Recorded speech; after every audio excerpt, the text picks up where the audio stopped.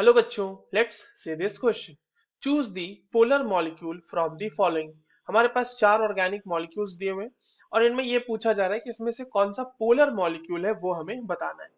तो चलिए इन सारे मॉलिक्यूल्स के एक एक करके स्ट्रक्चर ड्रॉ करेंगे और उसमें पोलैरिटी देखते हैं।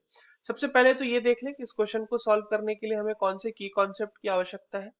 तो वो जो की कॉन्सेप्ट होगा बच्चों वो तो बहुत ही आसान है। हमें बेसिकली डाइपोल मोमेंट खोजना है इस पूरे मॉलिक्यूल में। डाइपोल मोमेंट अगर हमें मिल गया, नेट डाइपोल मोमेंट, तो हम बोलेंगे कि ये मॉलिक्यूल हमारा पोलर है। सबसे पहला मॉलिक्यूल है CCl4। देखिए ये CCl4 जो मॉलिक्यूल होता है बच्चों, ये बहुत ही सिमेट्रिकल मॉलिक्यूल है जहां पर चारों के चारों क्लोरीन जो है इस तरह से टेट्राहेड्रली ओरिएंटेड होते हैं।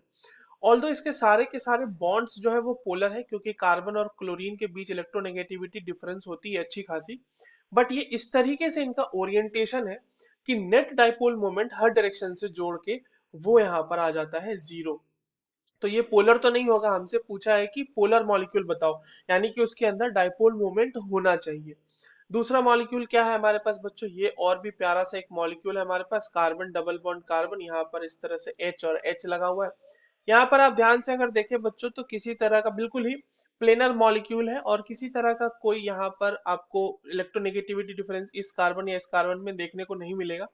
और हाइड्रोजन और जो आपके पास कार्बन के बॉन्ड होते हैं उनमें कोई सिग्निफिकेंट खास डाइपोल मोमेंट होता है नहीं। तो जिसकी वजह से ये भी मॉलिक्यूल आपका नॉन पोलर होगा, यानी इसमें भी डाइपोल मोमेंट अपने को 0 मिलेगी। नेक्स्ट मॉलिक्यूल हमारा क्या है यहाँ पे, CO2। Again it is a linear structure. Carbon oxygen के बीच बहुत अच्छी इलेक्ट्रोनेगेटिविटी डिफरेंस देखने को मिलती है, बट क्योंकि मॉलिक्यूल हमारा इस तरह से लीनियर है तो दोनों ही डाइपोल मोमेंट एक दूसरे को अपोज कर देते हैं और नेट डाइपोल मोमेंट हमें 0 मिल जाता है।